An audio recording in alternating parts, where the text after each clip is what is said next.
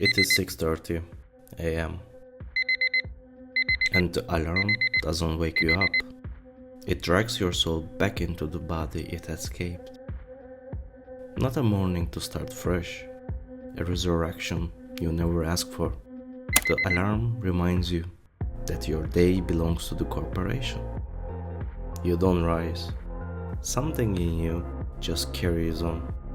Not to do something you desire, but to avoid what happens if you don't. This isn't beginning of the day. It's a continuation of something you were too tired to finish yesterday. You are already standing before your feet touch the floor.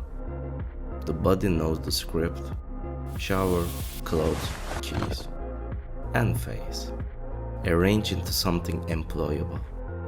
It is no longer yours to have, only something you show. Outside, the world is already performing.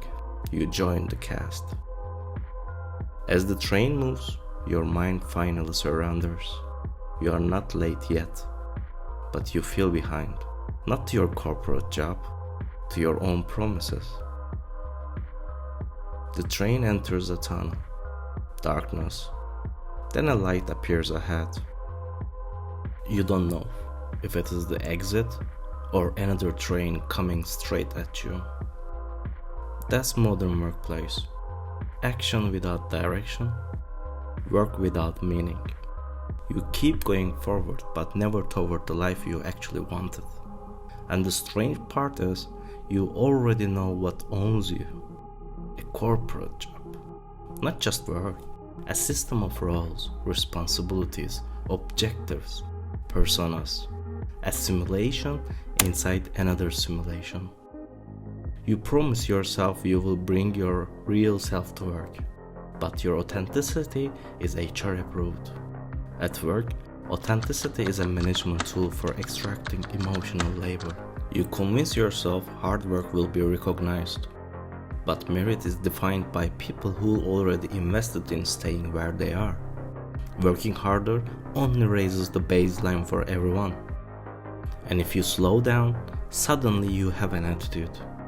You motivate yourself that you will find meaning in what you do, but passion becomes the reason you accept less and tolerate more.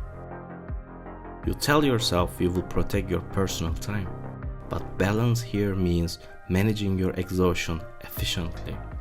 Personal time is unpaid recovery, so you can perform again tomorrow. Half of the complaining you hear isn't really about the problem. It's just the manner of existence here. This is not a workplace, it's a marketplace, where you trade who you are for who you're pretending to be. First you fake the image, then you sacrifice yourself to maintain it. You don't lose your personality, you replace it with a performance, until you no longer recognize who you were once. Chris K here with, you've heard about it, here it is, the Big Arch. I love this product. It is so good. Words don't match behavior. He doesn't taste the product. What he tastes are the numbers. Sales volumes, incremental revenue, product margin. Yet he pretends to like it. The marketplace didn't buy it. Ronald McDonald was at least honest. He accepted what he was. There is no pretending there. This promotion is not a failed performance. It's a revelation of how one can become so alienated from oneself behind the camouflage of corporate identity. Because the workplace does not only exploit your labor, it colonizes your interior life. You think you can fix it by changing yourself, but you can't. Because wrong life cannot be lived rightly. The problem is not the people, it is the structure.